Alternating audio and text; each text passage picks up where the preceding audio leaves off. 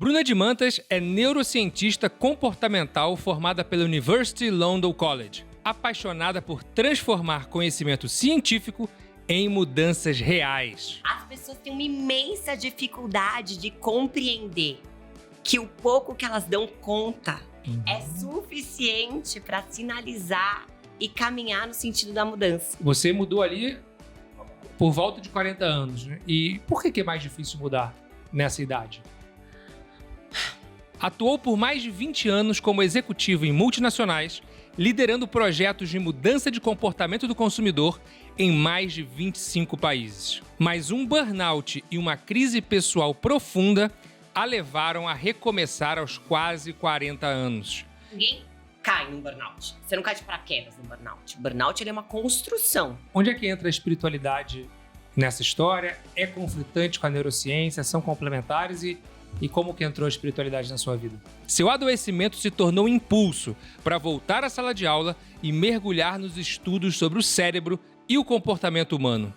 Hoje, Bruna é palestrante, mentora, professora, empreendedora, traduzindo conceitos complexos em estratégias aplicáveis que ajudam pessoas a promover mudanças sustentáveis. O que acontece é que a amplitude da capacidade da neuroplasticidade fica diminuída. Não porque ela não existe, ela não está disponível, mas porque você não usufruiu desse benefício. E à medida que você não usufrui do benefício, o cérebro vai ficar gastando energia mantendo uma estrutura que você não está usando. Sabe aquela vontade de transformar tudo de uma vez?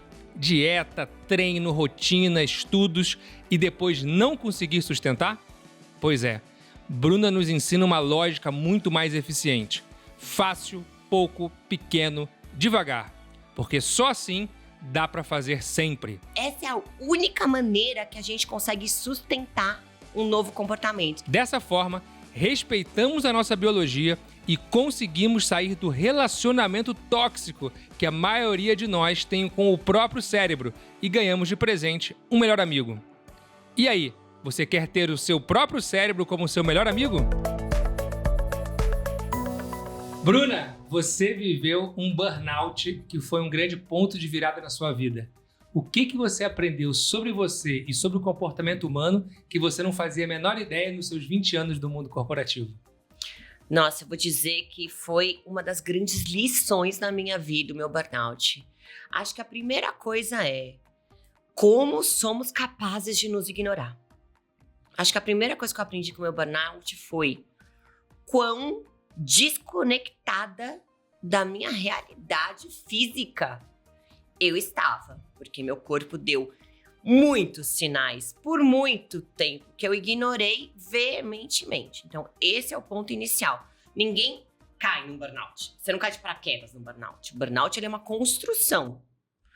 A segunda coisa que o burnout me trouxe foi uma reflexão profunda sobre o sistema que a gente vive, que acha incrível que você se dedique cada vez mais num sistema de quanto mais você dá, melhor para a empresa. Depois, eu acho que também mostrou para mim uma incapacidade do mundo corporativo de olhar para os seus funcionários com um olhar de, peraí, se essa pessoa tinha um contínuo de performance incrível, de repente ela tem uma avaliação horrorosa. Será que tem alguma coisa acontecendo com essa pessoa que a gente precisa olhar de uma maneira mais humana? Ao invés de simplesmente denegrir a performance da pessoa e fazer disso mais um ponto que ela tem que olhar para melhorar?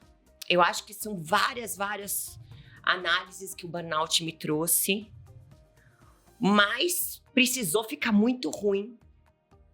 Num ruim absurdo para eu tomar uma atitude. Eu acho que o pior de todos ruins, né? Porque o meu burnout seguido dessa incapacidade das pessoas com quem eu me relacionava naquele momento de me oferecer uma boia. E também toda a construção que eu fiz para mim, do personagem que eu construí para chegar até aquele ponto que era totalmente dependente de todo aquele mundo, né, aquele castelo de areia que eu construí pra mim, que foi a minha tentativa de suicídio, né? Então eu acho que o grande ponto na minha vida em que o burnout abre é eu não sei pra onde eu vou, mas pra cá não é mais. Olha, você não é a primeira pessoa que vem aqui no Vabocast e temo dizer que talvez não seja a última, que traz algum momento crítico, grave, que no final, uma vez ressignificado, vira um ponto de virada. Isso que você falou de se ignorar, de se desconectar com a própria realidade, com si mesma. Por que você acredita que as pessoas têm dificuldade de aprender com o amor? Só aprende com a dor. Tem que ter dor, tem que ter confusão, tem que ter... A vida tem que quase mostrar na sua cara, ó, sacolejo forte, chacoalhão, pra agora, beleza. Porque a Bruna que eu conheço, é a Bruna pós esse período. Eu jamais imaginaria que você passou por toda essa confusão e ainda bem, né, que eu te conheci, porque você hoje é uma potência, né? Você hoje emana luz, você é a pessoa que traz muito conhecimento sobre a neurociência. Então, quero explorar com você esses pontos aqui, mas por que você acha que nós temos a dificuldade de aprender e só vem a dor, e a dor acaba meio que sendo um grande wake-up call? Eu acho que é porque uma das coisas que mais nos impede de mudar e de aprender é o medo. O nosso cérebro tem esse princípio, né, de preferir os infernos conhecidos aos paraísos desconhecidos. E esse medo que a gente tem, que é natural, se você pensa, né, que o cérebro é um mecanismo de sobrevivência, muito mais fácil você sobreviver dentro do que você conhece do que do desconhecido, né? Desconhecido eu não sei. Então eu acho que esse basal de que para você superar o medo do desconhecido, você precisa chegar num lugar em que é tão impossível permanecer onde você tá, que qualquer coisa é melhor que aquilo. Eu acho que, infelizmente, é esse o lugar que as pessoas esperam para tomar decisões muito importantes na sua vida, principalmente quando elas tangem questões financeiras, questões relacionais, questões familiares. Eu acho que esse pulo no abismo, que é onde você aprende que você tem asas, né? Quando você pula, que você descobre que você não cai, precisa de infelizmente, né? Adoraria que não precisasse, mas precisa desse... Não tem mais pra onde eu ir. Então, a questão de que viver é tomar risco, né? Então, essa coisa do risco do desconhecido, porque tá ruim, mas pode ser que esteja pior. Agora melhorou um pouquinho, mas agora piorou um pouquinho, mas já me acostumei aqui. Mas aí, quando tá realmente péssimo... beleza. Então, o fundo do poço, às vezes tem alçapão, às vezes não tem, beleza, não tem alçapão. Então, agora... Então é meio que um impulsionador, né? E outro ponto que me chamou a atenção do que você falou, a questão dessa exigência do mundo corporativo do mais. Tem que se dedicar, esse sistema que a gente vive, do mais. E toda vez que a gente fala isso, o que vem na cabeça? Eu fui essa pessoa que muitas vezes, quando eu ouvia isso que eu acabei de falar, vinha assim, não, então beleza, então é uma apologia a vender tudo e vender miçanga na praia de Jericoacoara, vamos negar o mundo, ou seja, foi para outro extremo, né? Então, tem um extremo que é nega o mundo, e tem outro extremo que se esfola o tempo inteiro. Será que não pode ter um meio termo? Eu sou muito adepta do meio termo. Eu acho que, assim, o grande ponto é que a gente entende as coisas errado. Todas as vezes, gente, que estamos indo numa exigência contra-biológica, indo contra o que foi programado pela Mãe Natureza, esse ser de sabedoria infinita, para governar o nosso corpo, vamos adoecer. Então, vou dar um exemplo muito simples. Quando você pensa assim, como o corpo humano foi feito para viver? Lembrando que o nosso cérebro vive no mundo primitivo, mesmo que estejamos no mundo moderno, porque as estruturas cerebrais que governam o nosso organismo, elas são iguais, desde que a gente era caçador e coletor. Então, a gente não teve uma evolução nesse sentido. Na inteligência, é claro. Mas na estrutura, como ela responde, é muito parecido, muito similar. Então, o que acontece vamos pensar. A gente foi feito para ser gordo ou magro. Mas a gente foi feito para viver no estresse constante, no alerta, na hipervigilância, ou na calma com momentos de alerta, com picos de alerta, na calma com momentos de alerta. Então, o que acontece? Essa maneira como a gente se organizou no mundo corporativo, em que você tem a performance como a grande mensuração da qualidade do profissional que você é, em que horas infinitas de trabalho são confundidas com rendimento, com dedicação, com ser um bom profissional, a gente está indo contra o nosso sistema biológico. Como a gente sabe disso? Cérebro só consegue emprestar atenção total e inequivocada, né? Constante, por no máximo 60 minutos. Máximo. O ideal são blocos de 20 minutos, com descanso no meio. Se você está dizendo que uma pessoa trabalha em média 8, 10, 12 horas por dia, ela tá levando esse sistema de atenção. Porque assim, não adianta também você trabalhar sem atenção e foco nenhum. Certo? Então, se você quer entregar resultado, você precisa ter um certo nível de atenção e foco. Que é onde a tomada de decisão e todas as coisas bem feitas partem.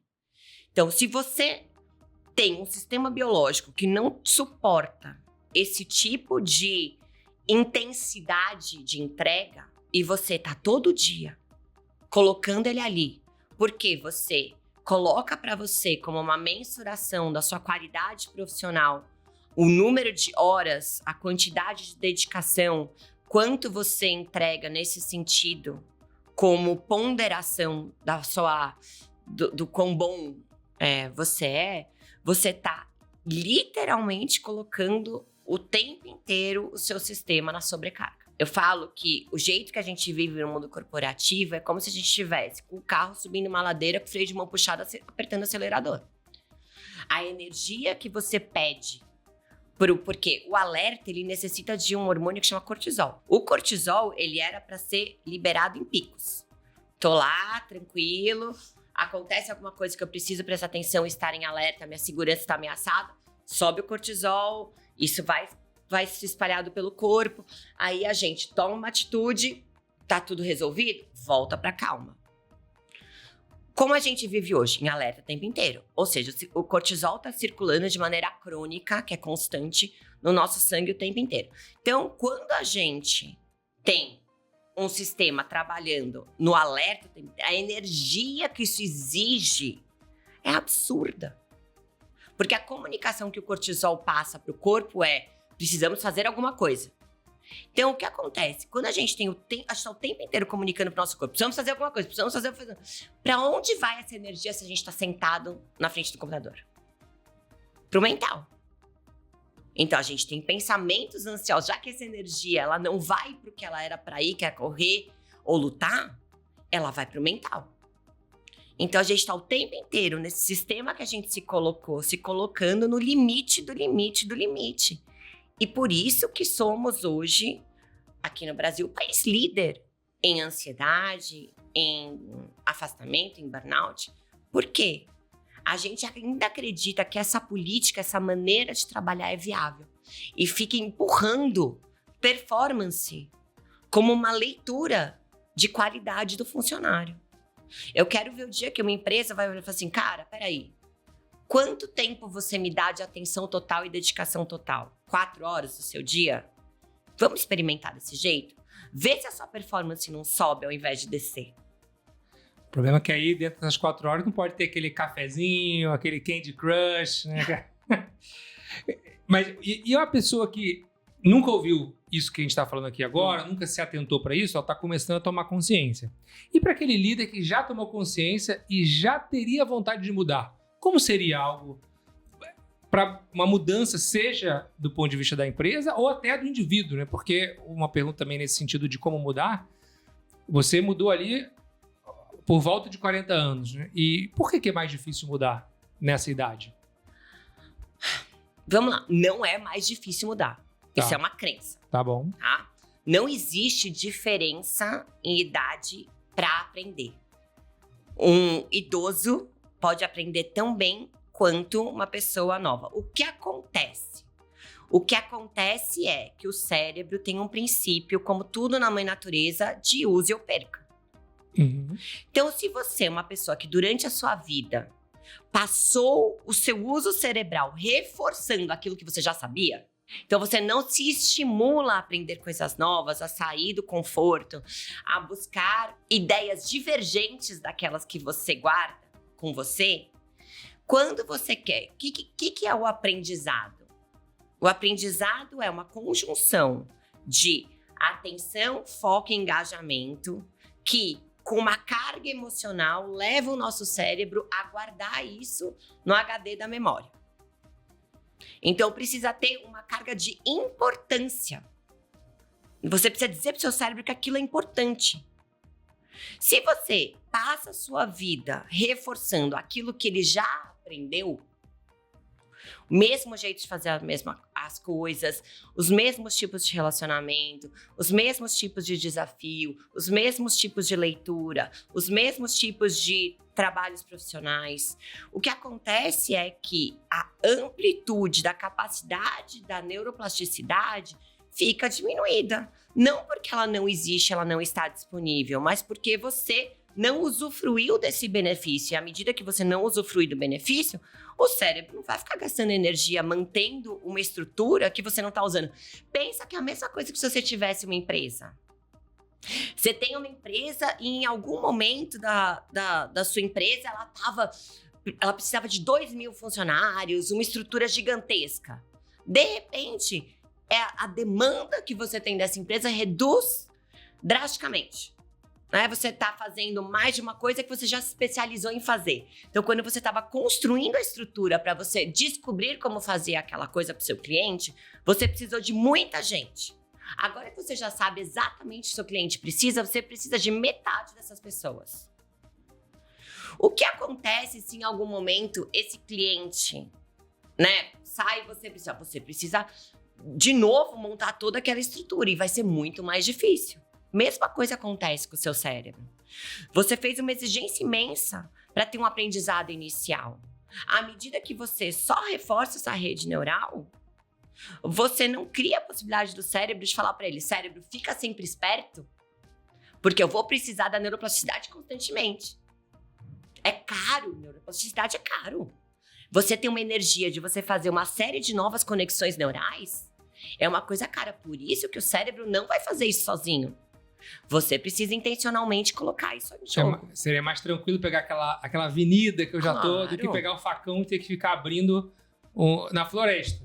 Então, claro. esse reforço desse sistema de crenças acaba sendo uma pegadinha, né? Porque, pra mim, eu acredito que eu sou assim, a síndrome de Gabriela. Né? Eu nasci assim, eu cresci assim, eu vou ser sempre assim. Em que momento que eu consigo ter uma visão de que se eu só me protejo, eu não cresço? Eu vou ter que sair dessa zona de tomar o risco, para sair da zona de conforto, mas ao mesmo tempo pode ser que pior, pode ser que não vai ter um pouco de dor, não precisa ter sofrimento, mas pode ser que tenha dor. Então esse fenômeno, ele é tricky, né? Não, e você vê que tudo volta ao mesmo ponto. Porque quando a pessoa se desafia a aprender algo completamente novo? Quando ela não pode mais usar, de novo no sofrimento. E eu acho que quando você fez tudo para aquele cliente, aí você perde o cliente, você tem que começar tudo de novo.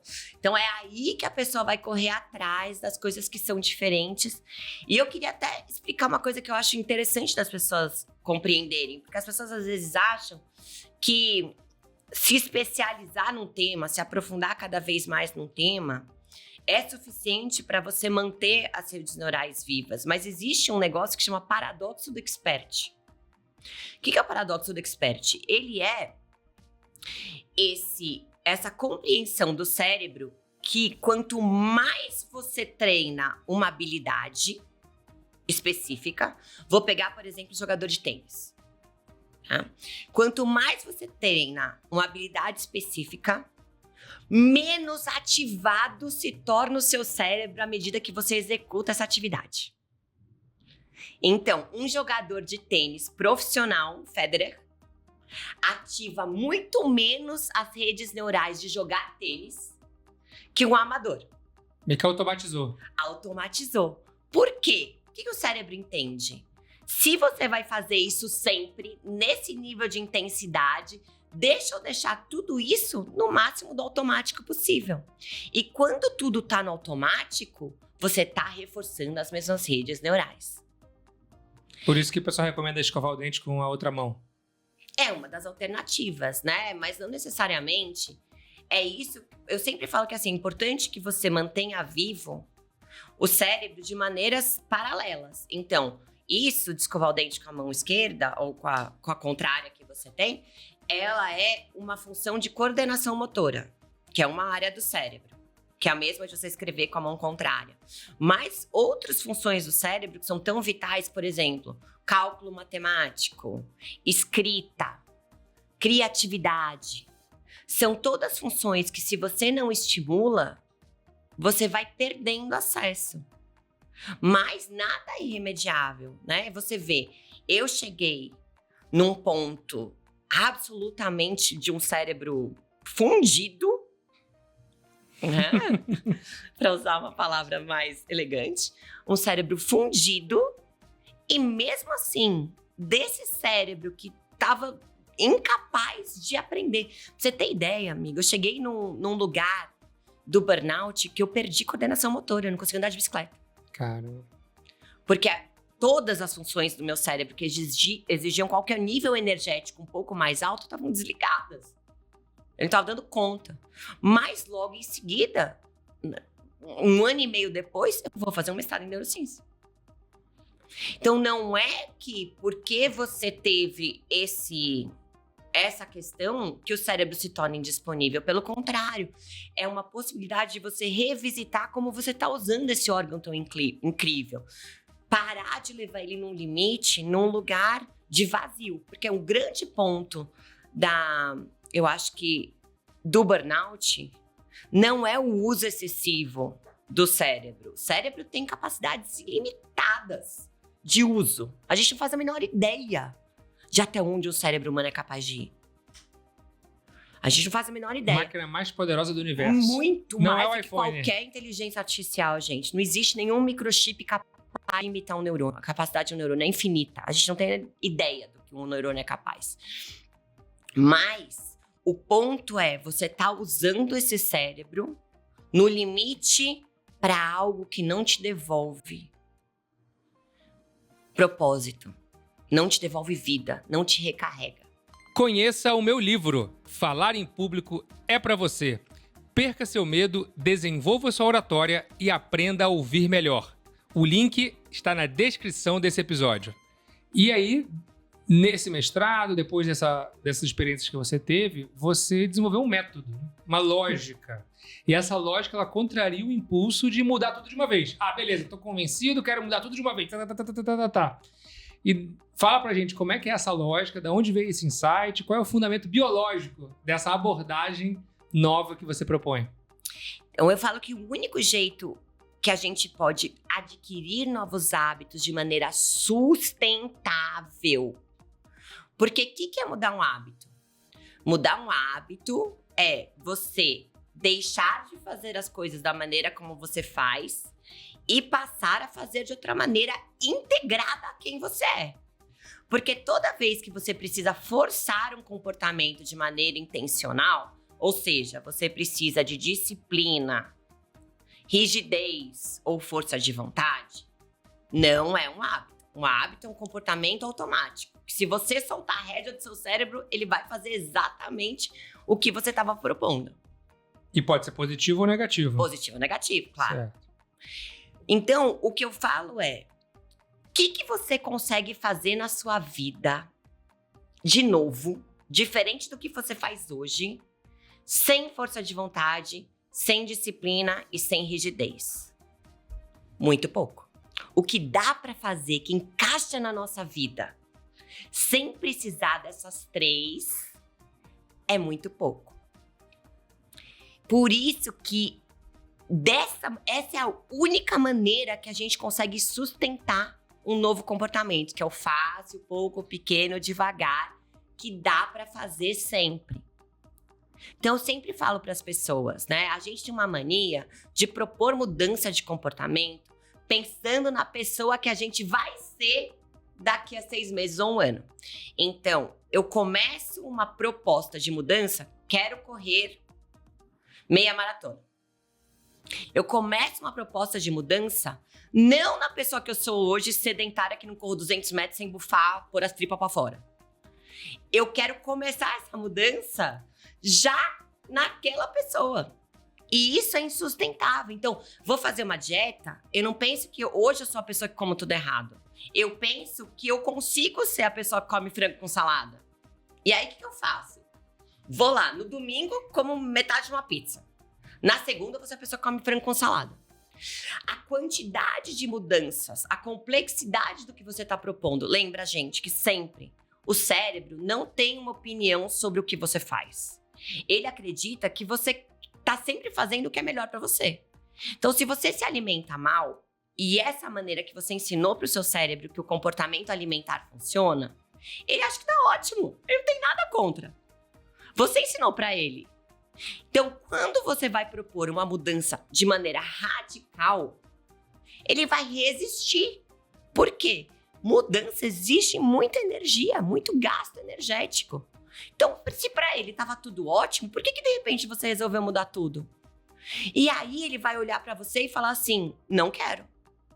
Você tá mudando todo o meu orçamento de casa, o cérebro tem um orçamento. Então, imagina que você tinha um orçamento da sua casa, tudo certinho, tudo organizado, de repente, estoura a pia, cai o telhado, tudo ao mesmo tempo hoje. O que acontece com o seu orçamento? Você fica apertado, você tem que dar um jeito, de repente tem que fazer um bem. Seu cérebro pensa a mesma coisa, como é que você muda tudo de uma hora para outra? Então, como você pode ter um cérebro que contribui? Devagarinho. Quando você propõe as mudanças, de maneira que ele quase não perceba. Então, o que eu faço pouco pequeno devagar?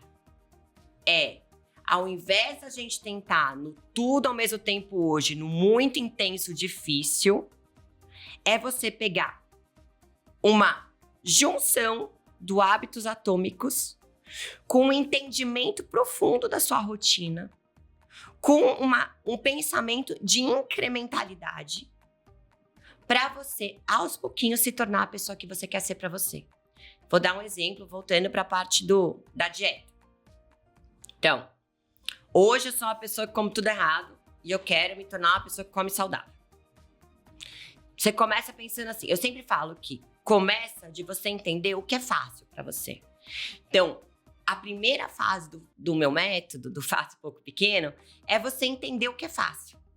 Então, você vai pegar todos os comportamentos que você vai mudar, você vai pensar assim, beleza, se eu quero comer mais saudável, o que inclui comer mais saudável? Então, eu posso, de repente, tirar o álcool da minha dieta, eu posso cortar o glúten, eu vou dar exemplos aleatórios, tá?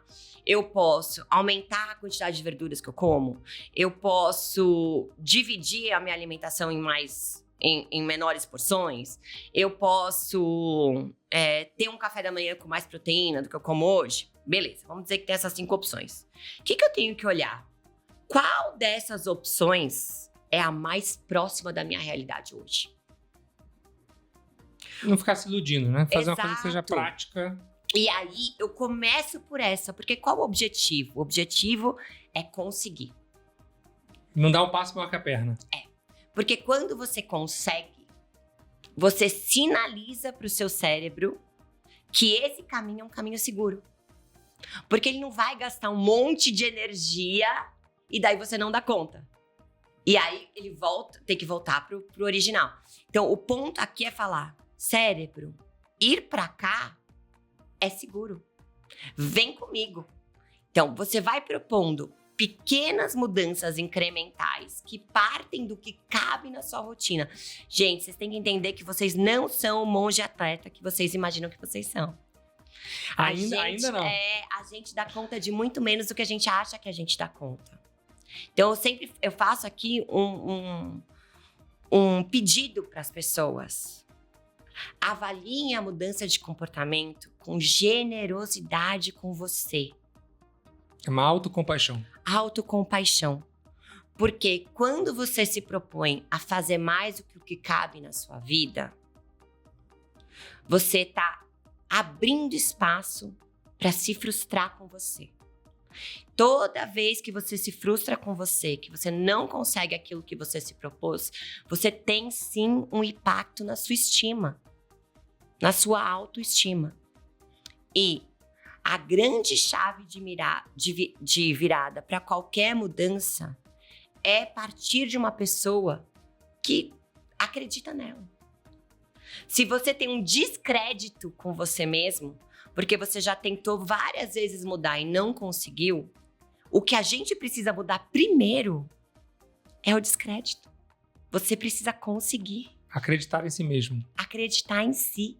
E para acreditar em si, você precisa se propor a fazer algo que realmente dê para fazer. Esse é o princípio. Se você tá gostando desse episódio, imagina levar esse conteúdo pro seu time. Conheça as minhas palestras e treinamentos sobre gestão de pessoas, liderança e people skills. O link tá na descrição desse episódio. E conta pra gente alguns exemplos de alguns alunos ou... como é que você chama? São alunos? São pessoas que você atende? Eu mentorados? tendo a chamar de pacientes. Pacientes, boa.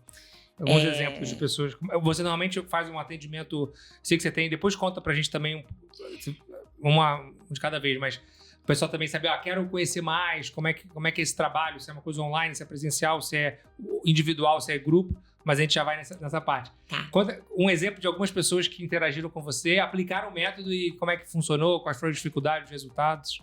Muito. Então, assim, eu tenho muitos exemplos, mas a primeira dificuldade de todo mundo é fazer o pouco.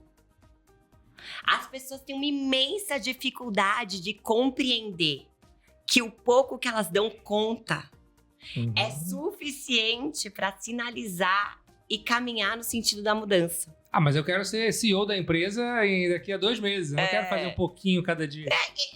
Não é nem isso que as pessoas se iludem na sua própria capacidade de fazer o que elas estão se propondo a fazer. Então, por exemplo, quando eu falo para a pessoa, então vamos fazer assim, um caso, uma paciente minha que ela tinha muita ansiedade, né? E esse transtorno de ansiedade fazia com que ela comesse compulsivamente, recorresse à comida de maneira compulsiva. Então eu falei para ela, uma das grandes propriedades que a gente tem que ter para a gente diminuir a compulsão é aumentar o espaço entre o impulso de você querer comer suas emoções e a ação da compulsão. Como é que você aumenta esse espaço? Aprendendo a se auto-observar quando você está entrando nesse movimento de querer comer suas próprias emoções, né? Então, como você faz isso? Atenção plena, mindfulness, prática de mindfulness. Então, eu falei para essa paciente, quero que você pratique 5 minutinhos de fazendo alguma coisa. Aí, qual a resposta que eu sempre escuto na primeira consulta? Não consigo. 5 minutos? Moleza. Não vai adiantar nada. Boa. Ou não vai adiantar nada, ou 5 minutos? Não, 5 minutos eu consigo, é claro que 5 minutos eu consigo. Que é o pouco, né? Os 5 minutos é o pouco, né? É o muito pouco, né? Aí, o que acontece? Chega na próxima sessão, eu falo, e aí, como é que foram os 5 minutos? Não consegui fazer. Aí eu falo, muito bem. Então, conseguimos compreender que toda vez que a gente se propõe a fazer algo muito diferente do que a gente sempre faz com a gente precisa ser mais gentil com o nosso processo. Então, ao invés de 5 minutos, a gente vai fazer 3 respirações longas e profundas. 3 respirações longas e profundas antes de todas as refeições, pode ser? Aí, o que acontece? Aí, isso encaixa. Sempre tem que ser muito individual. As consultas são individuais, porque os programas são individuais. Porque o que funciona para uma pessoa não funciona para outra. Você precisa ter uma criatividade infinita. Então, na próxima sessão, ela vem. E aí, conseguiu praticar muito? E aí, em 80% dos casos, a pessoa chega para mim e fala, doutora, não só eu pratiquei as 3 respirações, como eu consegui fazer os 5 minutos. Muito bom. O 5 parecia pouco, mas ficou muito, né? Não, o 5 era impossível na primeira semana, porque não existia esse lugar de se propor e conseguir. O que aconteceu? Ela tenta no primeiro dia 5 minutos, não consegue? Tenta no segundo, não consegue? Não consigo. Já desiste. Quando ela vai e tenta as 3 respirações, ela consegue. No segundo dia, ela consegue. No terceiro dia, ela consegue. O que ela faz? Deixa eu ver agora 5 minutos de atenção plena, se eu consigo. E aí, você vai desenvolvendo a capacidade de acreditar em você. Porque as pessoas... Eu tenho um grande público de pacientes que são pessoas desacreditadas. Que chegam em mim como último recurso. Eu sempre brinco que eu falo que eu sonho com o dia em que eu vou ser o primeiro recurso, não o último. Então, as pessoas, preventivo, né? Seria o preventivo. As pessoas chegam em mim como... teve AVC e não consegue parar de fumar. 2 ataques cardíacos, não consegue começar uma atividade física. Fez bariátrica. Nossa, bariátrica com retorno de ganho de peso é a grande parte dos meus atendimentos. Então, por quê? Tirou parte do estômago, mas não mudou quem é. Né? E aí, citando o nosso grande amigo Murilo Gun, pra onde você vai, você leva você. Se você levou mesmo você pro pós-bariátrico, você tá lidando com os mesmos problemas que você tinha antes da bariátrica. E a mesma mente, a mesma consciência não pode trazer novas soluções. Então, é muito esse processo. Então, quando um paciente chega em mim com esse lugar, com essa tamanha desacreditude em si, sabe qual a primeira coisa que eu faço com o paciente normalmente? Eu brinco que é a maravilha do tomar água. Então eu falo, pessoal, não, eu quero, por exemplo, sei lá, primeira sessão. Não, reganhei 60 quilos, 80 quilos depois da bariátrica. Como é que a gente vai fazer, doutora? Que dieta você vai me dar? Como é que você vai falar pra eu mudar de comportamento? Que eu sou muito ansiosa. Eu quero falar assim, não fazer nada disso. Sabe o que a gente vai fazer?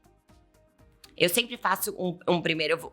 Eu tenho 2 exemplos, né? O primeiro eu sempre faço uma lista com a pessoa do que ela acredita que pessoas que gostam delas fazem por elas. No imaginário da pessoa. Porque normalmente, quando você chega num grau de comportamentos que estão te fazendo mal, como as pessoas que eu atendo, você não gosta de você. Porque os comportamentos que mostram pra você que você não gosta de você só encaixam na sua vida quando você não gosta de você. Se você gosta de você e você se ama profundamente, quando você vai praticar um comportamento que ele mostra pra você que você não gosta de você, ele destoa. Ele é dissonante. E aí o cérebro tem uma resistência de fazer do mesmo jeito, o contrário. Então, seria uma fuga de si mesmo, uma fuga da realidade. O que acontece é que assim, o cérebro ele não tira comportamentos do nada. Eles não brotam. Uhum. O comportamento ele segue um padrão. Qual o padrão? O que você ensinou pra ele durante a sua vida. Cérebros, eles são excelentes máquinas preditivas. Como é que eles preveem o futuro? Olhando o passado. Fazendo a mesma coisa que o passado. Repetindo o passado. Não tem jeito mais fácil de prever o futuro. Então, o que ele vê? Tudo bem. Então, como o meu ser humano, por exemplo, lida com ansiedade? Recorrendo à dopamina barata da comida, por exemplo, ou compensação do cigarro. Então, o que acontece? Se eu, ser humano do meu cérebro, sei que comer coisas que me engordam desproporcionalmente faz mal, e mesmo assim eu me autorizo a fazer esse comportamento, eu tô dizendo pro meu cérebro está ok me fazer mal. Então, todos os comportamentos que são fazedores de mal, encaixam. Eu, por exemplo, sou um grande exemplo disso. Nessa época do meu burnout, que eu tinha inúmeros comportamentos que mostravam pra mim que eu não gostava de mim, porque eu não gostava de mim. Um deles era, por exemplo, o alcoolismo. Por que eu me autorizava a beber de maneira desproporcional? Porque eu não queria lidar com quem eu era. Eu queria fugir de mim. Fuga de si mesmo. Né? Então, como eu não gostava de ficar sozinha comigo, porque eu era uma pessoa horrorosa, pra mim, eu precisava, pra poder ficar comigo no momento de solidão, tá levemente embriagada, né? Porque a Bruna levemente embriagada eu tolerava. A Bruna sóbria sozinha comigo, difícil. Então, quando a gente faz essas programações de fuga de si, autorizando o nosso cérebro a buscar esses comportamentos que têm um certo nível de conveniência, quando a gente quer parar esses comportamentos, a primeira coisa que a gente precisa parar é de não gostar da nossa companhia. E aí, como é que a gente faz para não parar de não gostar da nossa companhia? Tem duas possibilidades. Uma, que é revisando nossas crenças, nos perdoando, indo no nosso passado, fazendo terapia, olhando profundamente pra gente com autoconhecimento. E a outra, que é onde eu trabalho, que uma não é substituta da outra. Elas funcionam muito melhor concomitantemente, que é quando eu começo a fazer comportamentos que mostram pra mim que eu gosto de mim, indiretamente eu tô dizendo pro meu cérebro que eu gosto de mim. Então, por mais que eu ainda não tenha revisado as minhas crenças, me perdoado, trabalhado melhor com as minhas emoções, esteja no processo terapêutico, etc., só de ter uma série, um grupinho de comportamentos que todo dia mostra pra mim que eu gosto de mim, o cérebro começa a disponibilizar de maneira mais livre para você revisar essas crenças. Porque se eu tô mostrando pra mim que eu gosto de mim, eu não preciso ficar sustentando com tantas unhas e dentes as minhas crenças que mostram pra mim que eu não gosto de mim. Você se automotiva porque você tá conseguindo, você deu um passo na direção do auto-amor. Então, o grande pano de fundo pro fácil, pouco, pequeno, devagar, é a gente começar a se fazer bem, a gente começar a se amar. Porque quando a gente propõe mudança de comportamento de uma maneira que encaixa, que a gente consegue fazer, a gente vai percebendo aos pouquinhos que nós damos conta, que a gente consegue se fazer bem. Então, eu tava falando o negócio da água. Então, quando eu tenho duas maneiras de fazer. Então, normalmente, quando a pessoa chega pra mim, eu falo, vamos listar 10 comportamentos que pessoas que gostam de si fazem pra si. Normalmente eu faço na terceira pessoa, porque uma pessoa que chega pra mim nesse nível de não gostar de si tem dificuldade de ver em si. Sim. Né? Então, beleza. Pega alguma pessoa que você admira. Ah, sei lá, fulaninha. Vamos passar um dia na vida de fulaninha. Como você acha que é a manhã da fulaninha? Como você acha que é o café da manhã da fulaninha? Como é a relação dela com ela mesma? E a pessoa vai listando. Porque não me importa a realidade, o que me importa é o imaginário da pessoa. Aí, juntas, a gente faz uma lista de 10 coisas que a fulaninha faz por ela, que mostram pra ela que ela gosta dela. Aí eu falo pra ela, vamos olhar pra isso agora. O que dessas 10 coisas dá pra você incluir na sua vida amanhã? Tem alguma delas? Ou talvez a gente precisa deixar mais fácil ainda, precisa quebrar esses comportamentos em mais micro comportamentos. Eu faço esse exercício com a pessoa e a pessoa começa a implementar na vida dela o que ela escolheu, o que dá pra fazer. A gente faz um ranking, né? Que tem umas questões que eu coloco, né? A gente preenche junto, certo? Porque qual o ponto? Não pode gerar mais autocrítica. Você vai fazer um comportamento pra mostrar pra você que você gosta de você, ele não pode ser algo que vai fazer com que você se critique se você não fizer. Tem que ser sempre gerar o bom. O bom gerando o bom, não gerando o ruim. É o que o pessoal chama do coach, né? É o chicote. Auto-chicoteamento. Tá. Não dá. E aí, assim, a gente começa a mudança de comportamento sempre por aí. Porque, normalmente, as pessoas são tão desacreditadas delas mesmas, das capacidades delas de mudar o comportamento, que começar por aí... Então, quando a pessoa não consegue sair desse lugar, eu sempre proponho. Tem um que eu uso muito. É engraçado como existe uma constante nas pessoas que elas bebem menos água do que elas precisam. E a hidratação, ela ajuda muito o organismo em tudo, inclusive na qualidade emocional e racional do cérebro. Então, eu proponho assim, se a gente não chega em nenhum lugar comum nessa lista, falo, vamos fazer assim, você sabe que beber água faz bem? A pessoa fala, claro. Fala assim, então vamos fazer assim, todo dia de manhã você vai acordar e você vai beber 100 ml de água. 100 ml, copinho de água. E quando você estiver bebendo, você vai falar pra mim, é assim que eu mostro pra mim que eu gosto de mim. Acabou.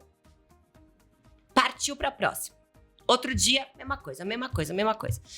É muito interessante como o simples fato de você se comprometer com algo que você sabe que faz bem pra você, muda a dinâmica do que você acredita que você consegue fazer. Então, o grande princípio do que eu proponho é que façamos as coisas de uma maneira que a gente consiga fazer.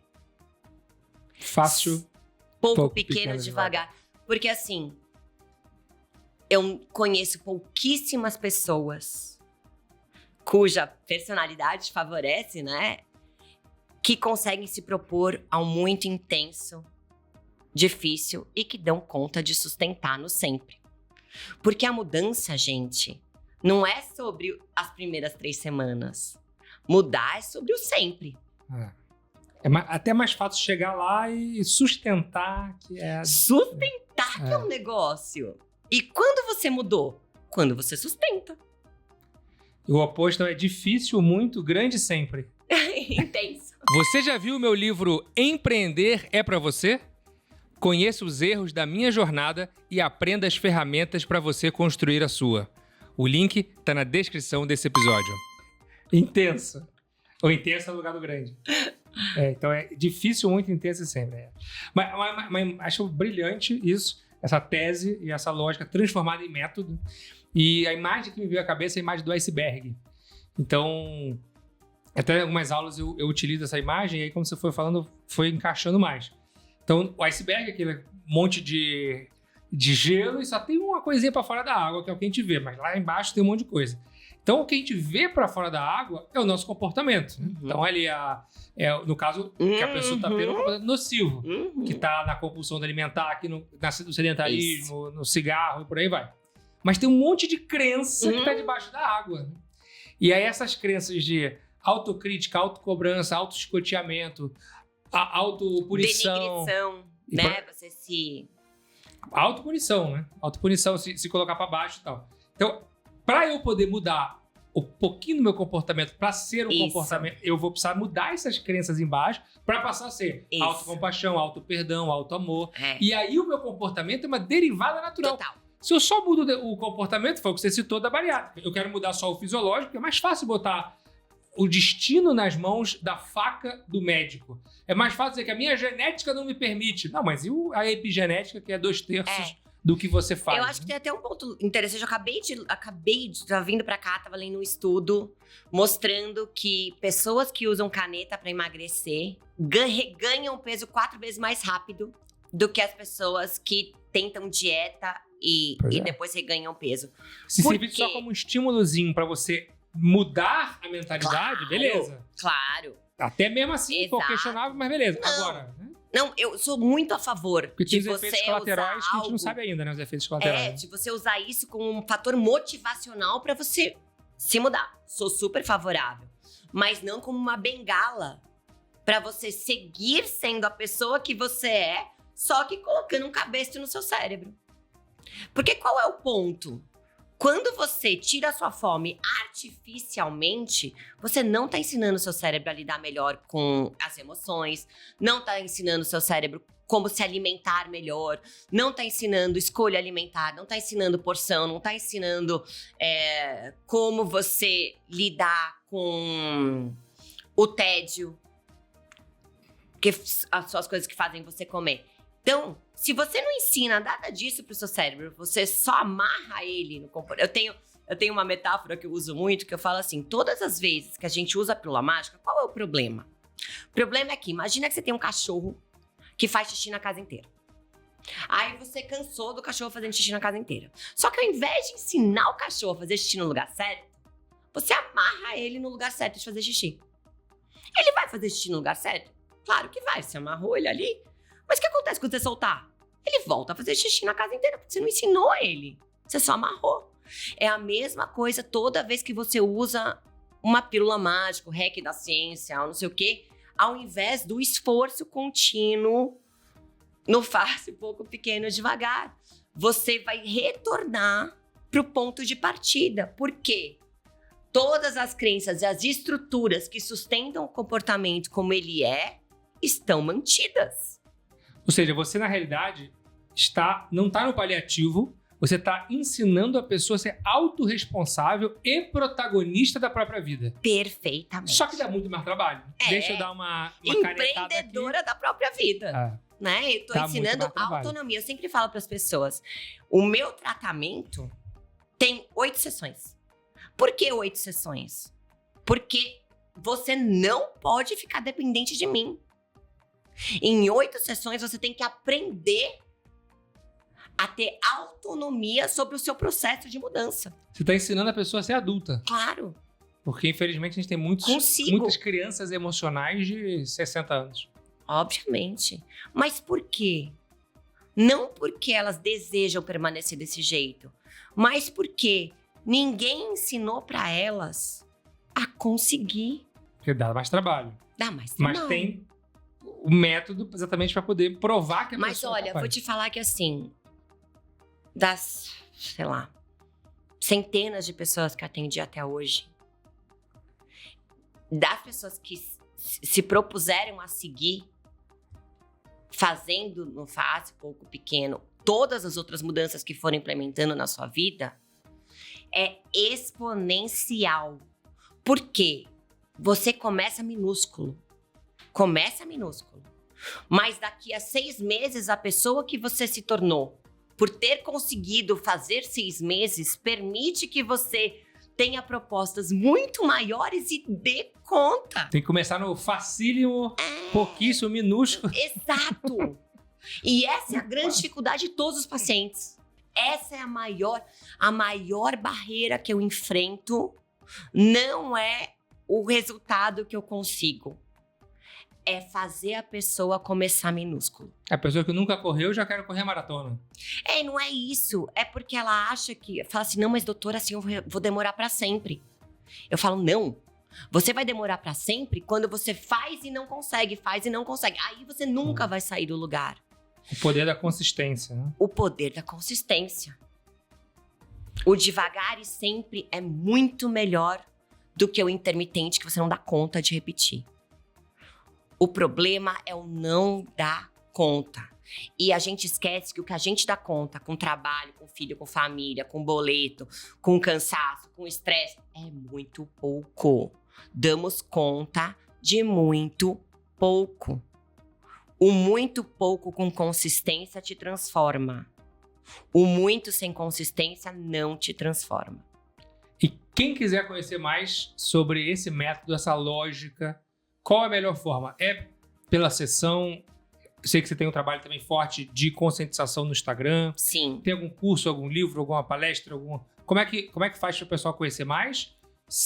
É só pela sessão ou tem alguma outra forma? Não, eu vou nas empresas ensinar como você pratica isso no dia a dia das empresas, dependendo do que o skill que a empresa está tentando desenvolver. Legal. Porque esse método, ele é aplicável para tudo, gente. A gente tá falando aqui de emagrecimento e de mudança de comportamento para sair do sedentarismo ou parar de fumar, mas se você quer se tornar uma pessoa mais paciente, se você quer se tornar uma pessoa que escuta mais, tudo dá para você treinar no fácil, pouco, pequeno, devagar.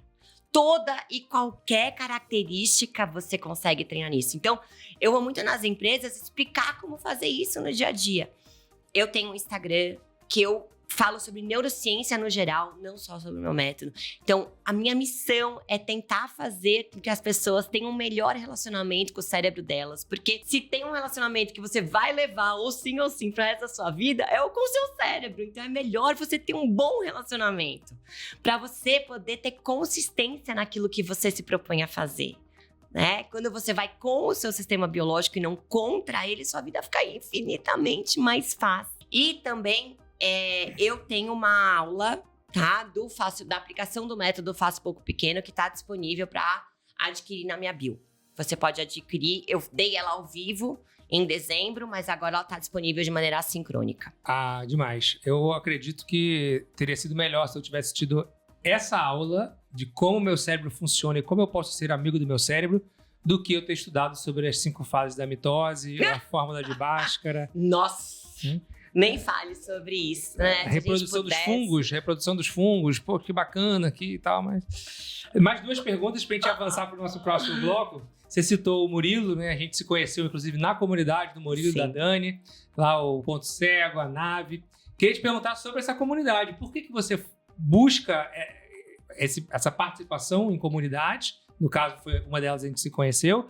E o que você aprendeu lá junto com a turma do APC, da Nave? O que mais te vem à primeira coisa que vem à cabeça quando você pensa em relação a algum aprendizado em comunidades como essa? Eu acho que quando você começa essa trilha dessa mudança de comportamento gradual que te leva para uma melhor pessoa para você, a ser uma melhor pessoa para você, é um caminho sem fim, né? Vou citar a Isa Manatel, que ela fala, autoconhecimento tem começo, meio e meio. Muito bom. Né? Isa Manatel, inclusive, estará nessa temporada do Novocast. Que maravilhosa. Achei ela incrível. A gente compartilha o interesse pelo Big Five, que é a ciência da personalidade, que é uma ciência maravilhosa. Mas o ponto é que eu estou sempre buscando autoaprimoramento. E não existe lugar melhor para se autoaprimorar que junto a outros seres humanos. Né? No contato com outros seres humanos, no aprendizado com o aprendizado dos outros, no entendimento da ampliação do seu entendimento de todas as formas possíveis de se viver. E eu acho que a gente só consegue ter isso quando a gente convive e se abre para o olhar do como o outro enxerga. Então, buscar pessoas que estejam nessa mesma vibe, né? Nessa mesma frequência. Claro. Isso, um ajuda o outro, né? Isso eu acho muito bacana. E outra pergunta nesse contexto é: onde é que entra a espiritualidade nessa história? É conflitante com a neurociência? São complementares? E como que entrou a espiritualidade na sua vida? Eu acho que de maneira nenhuma. Eu acho que a neurociência, ela é uma expressão da espiritualidade. Porque eu brinco que quanto mais eu estudo o cérebro humano ou a biologia como um todo, mais em Deus eu acredito. Porque não dá para ter esse nível de perfeição. Gente, assim, eu convido vocês, vejam um neurônio funcionando. Experimentem observar uma magia de um neurônio recebendo uma informação de um outro neurônio. É de chorar, de bonito. Pelo menos pra mim, tá, gente? É de chorar, de bonito. Então, eu acredito que tudo é espiritual. O pessoal confunde com religião, né? Mas não nada a ver. Uma coisa é uma coisa. Nada a ver com religião. O que eu tô falando é esse acreditar que é muito mais do que o que a gente consegue na nossa capacidade de ver a realidade consegue enxergar. Que tem algo que rege isso. Para essa perfeição ser do jeito que ela é. Gente, pelo amor de Deus, vão pesquisar como as abelhas comunicam umas para as outras onde está o alimento. Faça esse favor por você. Porque não tem como você observar a perfeição da mãe natureza e não acreditar que existe algo maior regendo tudo isso. Eu tenho um livro que eu gosto muito, que eu não sei a tradução em português, mas chama Thinking, Feeling, Knowing, que é do Damasio, que é um dos maiores neurocientistas da atualidade, em que ele passa uma parte astronômica do livro dele, que vai falar sobre a consciência humana, falando sobre bactérias e vírus, de como esses seres que não têm um sistema nervoso central têm uma inteligência absurda, que faz com que eles sejam capazes de sobreviver a adversidades inimagináveis. De onde vem essa inteligência? Então ele explora um neurocientista que escreve um livro para falar de seres sem um sistema nervoso central. É aí que está a espiritualidade, gente. Nessa perfeição das coisas que a gente não consegue explicar. Precisa ter fé. Eu sou uma pessoa que eu, cada dia mais, tenho mais e mais fé. Eu acho que a fé e a esperança são as armas que a gente pode nutrir a nossa alma para a gente sobreviver a todas as dificuldades e os reveses que a nossa vida e lidar com outros seres humanos podem nos trazer. Muito bacana. O Damasio tem aquele livro do Erro do Descartes, né? Ele é o primeiro dele. É difícil esse livro. Difícil a leitura, mas só o título para mim já traz um aprendizado, né? Penso, logo existo. Então, Descartes resumiu a nossa existência apenas ao componente racional do pensamento. Pelo contrário. E cadê o sentir? Eu sempre falo que, assim, isso é um erro. As pessoas acharem que o processo decisório, por exemplo, é um processo racional zero, gente. O processo decisório é um processo emocional. Inclusive, não sei, posso incluir esse. Tem a neurociência estuda muito o ser humano pelo que dá errado, né? Pelas pessoas que saem do comum. Porque como a gente não pode abrir, né, o cérebro humano e ver ele funcionando de maneira contínua com todo mundo, falar assim, vem aqui, deixa eu estudar você. Não, porque quando a gente tem acesso a isso... No máximo os eletrodos, né? Quando existe uma disfunção. Tem um caso, eu não vou lembrar o nome da paciente, tá? De uma pessoa que ela sofreu um acidente, se não me engano, e o acidente necrosou a parte do cérebro de entendimento emocional, né? Essa parte do cérebro que recebe a informação dos sentidos, faz o processamento emocional e entrega para a parte racional do córtex pré-frontal. Então, ela teve uma quebra dessa comunicação. Essa pessoa, ela tem dificuldade para tomar toda e qualquer decisão. Ela não consegue decidir se ela quer comer maçã ou pera. Porque todos os processos decisórios são emocionais, não racionais. Não existe uma separação no nosso cérebro. Então, por exemplo, essa questão completamente aleatória que falam que homens são mais racionais, mulheres são mais emocionais. Gente, pelo amor de Deus. É todo mundo emocional. Por isso que o grande quesito que separa a gente em qualidade de inteligência, como o Goleman diria, é a inteligência emocional. Uhum. Quem é mais inteligente? Quem tem mais capacidade de lidar bem com as suas emoções. Perfeito. Assino embaixo. Você sabia que existem menos de 3 mil planejadores financeiros no Brasil? Enquanto isso, mais de 100 milhões de brasileiros não sabem administrar o seu próprio dinheiro. Estamos diante de uma oportunidade gigantesca que praticamente ninguém está preenchendo. E é aí que entra a W1. A W1 é o maior ecossistema de planejamento financeiro 360 graus da América Latina. Com mais de 15 anos de história, mais de 1.500 profissionais e um crescimento de quase 10 vezes nos últimos anos. E a W1 está buscando pessoas com sangue nos olhos, DNA de líder e vontade de transformar vidas enquanto escalam a própria carreira. Então, se você já imaginou atuar no mercado financeiro ou tem interesse em fazer uma transição de carreira, chegou a hora de conhecer a W1. Escaneie o QR Code e faça sua inscrição no processo seletivo para consultor financeiro. As vagas estão abertas para atuar em diversas praças, como São Paulo, Campinas, Ribeirão Preto, Belo Horizonte e Curitiba. Escaneie o QR Code agora mesmo e saiba mais. Vamos para o nosso bloco final, então. Vamos. Aquele bate-bola. Um livro que você recomenda? Pensei muito sobre isso, mas para mim um livro básico que vai bem para todo mundo é Os 4 Compromissos. Muito Dom bom. Miguel Ruiz. Muito bom. Se a gente tivesse mais gente lendo esse livro e praticando os compromissos, seríamos uma unidade assim, infinitamente melhor. Então, recomendo demais. É por onde eu comecei o meu processo de autoconhecimento. Depois da minha tentativa de suicídio, que eu voltei, falei, não, peraí, gente, preciso começar tudo de novo. Volta tudo, começar de novo. Esse foi o primeiro livro que eu li, nesse sentido. E aí, eu comecei a falar assim, vou praticar. Vou praticar esse compromisso aqui. Coloquei na minha geladeira, no meu banheiro. O negócio é difícil pra caramba. Você lembra quais são os 4? Eu subestimei. Vou pegar a colinha aqui. Não, vamos pegar a colinha, mas dá sempre o seu melhor.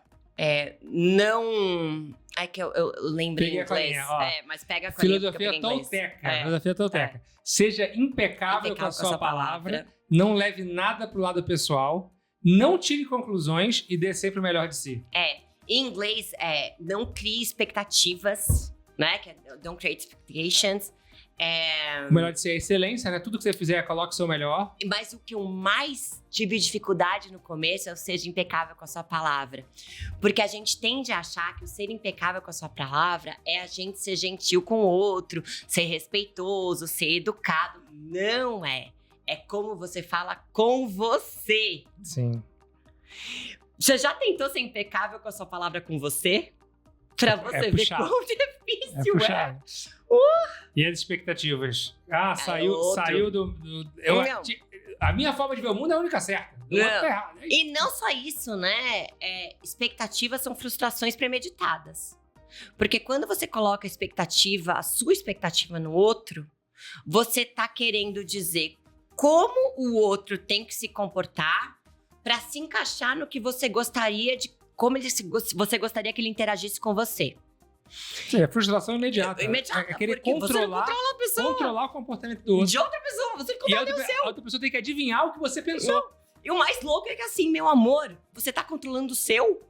Eu sempre falo assim, gente, inclusive eu coloquei um post no ar que é: antes de você ver que tenha certeza que o problema é seu. Né? Porque a gente tem essa mania de ficar pegando a mochilinha do outro, colocar nas nossas costas, e a gente não olha pra nossa. Peraí, você tá pondo a sua mochilinha nas costas? Ou você tá pondo a mochilinha dos outros nas suas costas pra se distrair? Então, a expectativa é a mesma coisa.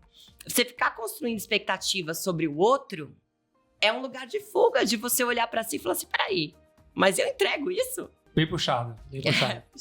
Eu vou te falar que o primeiro que mais difícil pra mim foi o seja impecável com as suas palavras, que foi o primeiro que eu foquei e fiquei entregue.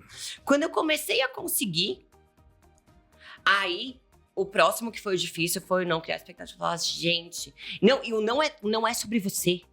Gente, como é difícil a gente sair desse lugar que não é sobre a gente. Trânsito, não é. A pessoa da sua família foi grosseiro, seu parceiro foi grosseiro com você. Não é sobre você.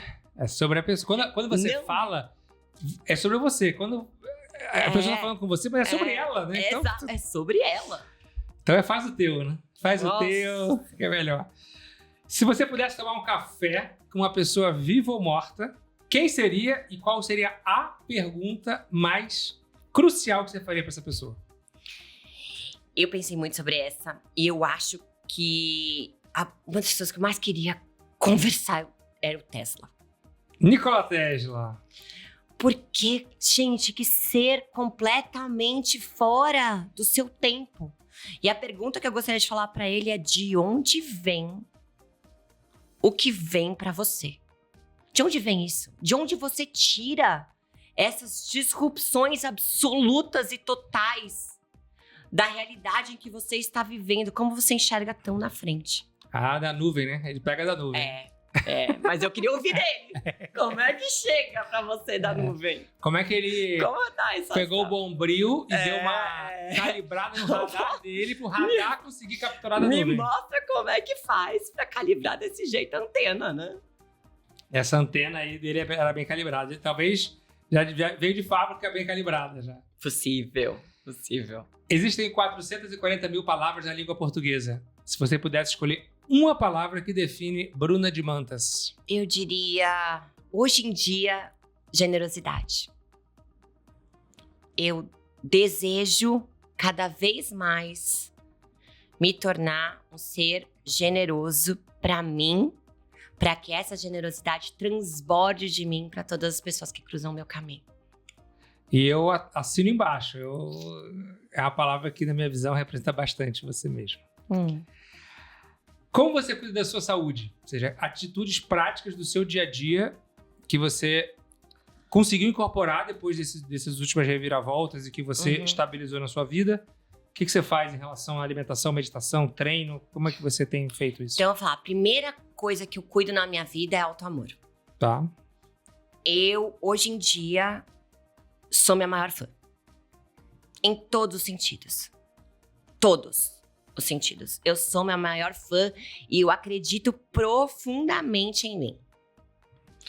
E por ser minha maior fã e gostar muito de mim, eu me alimento muito bem. Porque como eu gosto muito de mim, o que eu vou dar pro meu corpo? O que mais o nutre? Então hoje eu tenho uma alimentação quase toda orgânica. E eu sei que isso não é viável para muita gente, mas eu resolvi priorizar essas coisas na minha vida financeira. Então, assim, gente, eu não tenho desejo de ter coisas. Eu tenho desejo de me fazer bem. Então, hoje na minha vida, eu sou cercada de coisas que me ajudam a me fazer bem. Eu treino 4 vezes por semana, faço musculação, eu medito todos os dias, de manhã e de noite. Mas, de novo, gente, processo. Quando eu comecei a meditar, eu não conseguia ficar 5 minutos meditando. Eu era a pessoa que não conseguia ficar 5 minutos meditando também. Hoje eu medito 40 minutos de manhã, 30 minutos à noite. Mas por quê? Porque eu sei da qualidade do ser humano que eu me torno pra mim ao praticar essas coisas por mim. E eu diria que a maior mudança que eu fiz por mim, por ter conseguido fazer tudo isso, é ter um relacionamento, um parceiro, uma vida relacional romântica extremamente saudável. Em que eu tava conversando isso com o Marcelo, meu parceiro, e eu falei... Maior saxofonista do mundo! Do mundo! Um beijão, Marcelo. Eu tava falando pra ele, eu falei, que coisa incrível poder estar num relacionamento que o que a gente dá um pro outro é paz. Leveza. Paz. Marcelo me dá paz. E eu nunca achei que eu conseguiria ser essa pessoa que consegue receber isso num relacionamento e achar bom. Eu sempre fui a pessoa dos relacionamentos intensos, né? Do acabou a paixão, acabou o relacionamento. E hoje, por eu me permitir me amar profundamente, o que eu mais desejo incluir na minha vida são coisas que me trazem paz. Amém. A gente acredita muito que no autoconhecimento é fundamental que a gente consiga ter essa autodescoberta em relação a definições. Então, por isso tem essas 2 perguntas agora no Vavocast, que é a sua definição de sucesso. Porque a sociedade busca sucesso, aí associa sucesso a ter um carro, a ter um objeto material. Beleza, mas será que é só isso? Então, eu queria saber qual é a sua definição de o que é sucesso para a Bruna Desmantas. Para mim, sucesso é você poder vender seu tempo por algo que te recarrega de maneira energética, que recarrega a sua força vital. Então, para mim não existe nada que mostre para uma pessoa o sucesso do que você se reenergizar com o que te dá dinheiro. Não só se desgastar. Então, o que eu vejo muito é que as pessoas, quando elas vendem seu tempo por dinheiro, elas estão vendendo por coisas que não as realizam. E isso drena a sua energia vital. Porque você está dando para aquele espaço tudo o que você tem, sem receber nada de volta, em termos de energia vital. E aí, começa a ficar vazio. Porque se eu tô vendendo o meu tempo, que é a coisa mais preciosa que eu tenho, por algo que não me recarrega, eu preciso fazer valer esse dinheiro. E aí o eu preciso valer esse dinheiro se transforma em, então eu preciso ter um carrão, eu preciso ter a última tecnologia, eu preciso ter viagens, eu preciso... Por que você precisa de tudo isso? Porque onde você tá vendendo o seu tempo não te dá nada disso.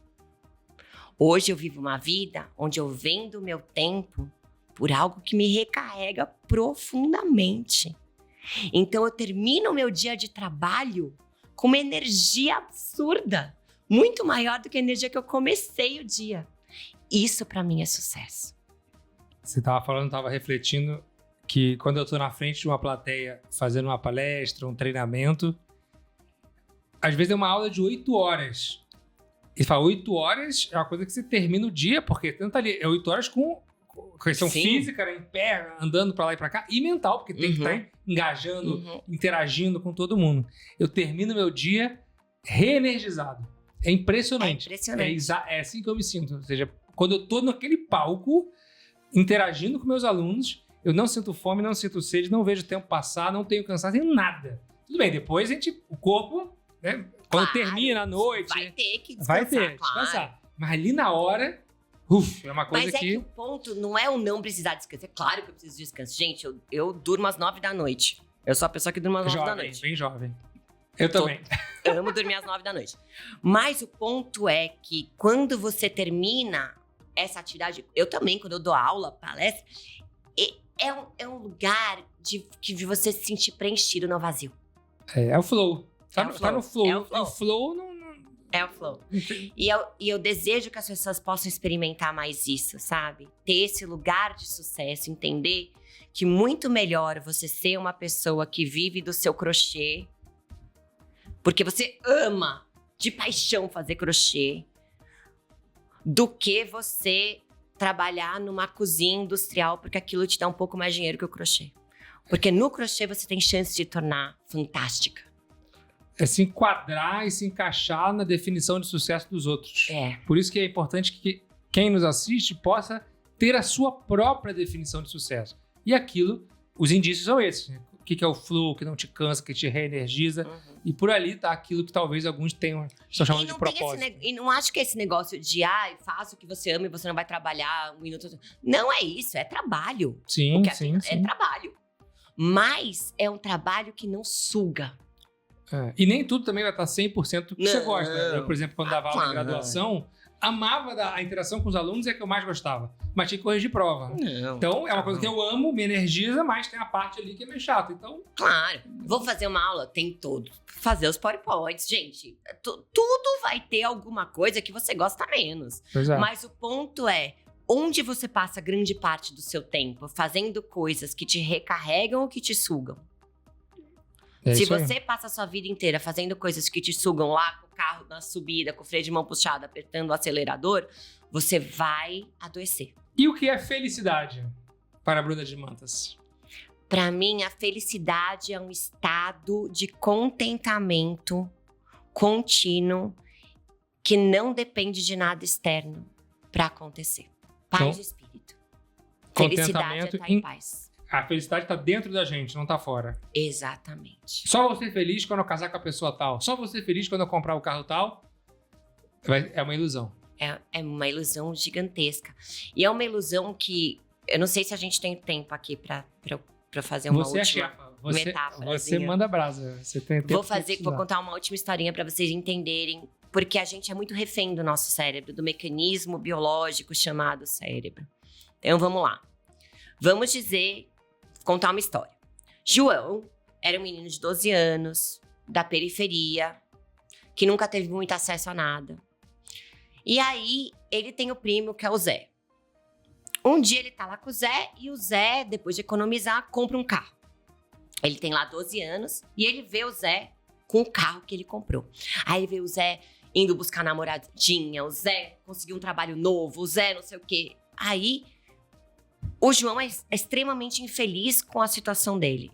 E aí, o que o cérebro do João fala pro João? João, para ser feliz, precisamos de um carro. João começa a trabalhar imediatamente para juntar dinheiro para comprar um carro. E aí, com 18 anos, João, todo o seu dinheiro suado, vai lá e compra um carro. Naquele momento que João entra no carro novo que ele comprou com o suor do trabalho dele, o cérebro faz um imprint. Faz um print screen. Fala, isso é felicidade. Porque o estado interno do João, que faz com que ele sinta aquele lugar de entusiasmo profundo. Pico de dopamina. Pico de tudo, de serotonina, de dopamina, de citocina, endorfina. O cérebro não consegue entender que isso está sendo feito pelo João. Se está sendo feito pelo João, o João sabe produzir. Ele fala assim, isso aqui está sendo produzido porque temos um carro. Foi o carro que viabilizou isso. E aí o que acontece? Passa o tempo, o João está infeliz de novo, porque o carro não traz felicidade. E aí o que o cérebro do João vai falar para o João? João, estamos infelizes porque precisamos trocar de carro. O problema é que esse carro não é bom o suficiente. Precisamos de um novo carro, porque eu quero voltar a sentir aquilo. E eu senti aquilo quando tivemos carro. Aí virou o ciclo vicioso de novo. E aí, o que eu falo? Troca carro por poder, por dinheiro, por relacionamento romântico. Nosso cérebro, se a gente não ensina para ele que a felicidade que foi percebida por ele naquele momento do carro é produzida por nós, por isso podemos ter ela a qualquer momento, ele vai continuar vinculando algo externo a você. Você precisa contar para ele que aquela capacidade bioquímica está dentro do seu ser. Se está dentro, pode ser produzida com olhar para uma xícara, não precisa mais do carro. Eu posso distribuir os mesmos bioquímicos no meu corpo intencionalmente, sendo feliz com essa xícara. Só que a gente não tem esse discernimento porque a gente se confunde com o nosso cérebro. Ele é um mecanismo biológico, nós somos os seres conscientes que direcionam esse mecanismo biológico. Mas quando a gente solta a rédea do mecanismo, ele direciona a gente. Teria sido definitivamente melhor ter aprendido isso. Como fazer isso, esse mecanismo de encontrar a felicidade biologicamente dentro de mim, do que aprender sobre as dicotiledôneas, as monocotiledôneas, das pteridófitas da biologia da escola. Senhoras e senhores, Bruna de Mantas, se o pessoal quiser te encontrar, fala sobre os projetos que vem pela frente, os arrobas, câmera aberta para você. Meu arroba é bruna.demantas no Instagram. Daqui a pouquinho tempo eu vou lançar um canal no YouTube, mas ele ainda não existe. Quem quiser aprender a praticar o Fácil, Pouco, Pequeno, Devagar, link na minha bio do Instagram para aula. E eu tenho, para quem quiser entender sua personalidade, a gente acabou falando sobre isso, um site que chama mindmatch.com.br, onde você pode fazer um teste gratuito para descobrir qual é a sua personalidade, que é um ponto de partida excelente para o autoconhecimento. E é um presente que você dá para quem te assiste, que é mais informações sobre si mesmo. Quero deixar aqui para você de presente o meu livro e também aqui o brinde do Vabocast, que é um Moleskine, uma caneta, a caneca. Quero agradecer aqui o Prieto, o grande Prieto da Tangram, que é nosso patrocinador aqui do Vabocast, a maior empresa brasileira especializada em brindes corporativos. E agradecer você que nos assistiu aqui, essa oportunidade que eu tive de conversar com ela, que eu sou muito fã, minha mentora, minha professora, neurocientista, empreendedora, professora e palestrante. Bruna, muito obrigado por ter vindo aqui no Vabocast. E para você que nos assiste, se você mandar para mim um direct no Instagram, @vabo23, com um aprendizado que você teve hoje, eu vou te dar um e-book de presente, como desenvolver as suas people skills. E eu te vejo no próximo Vabocast.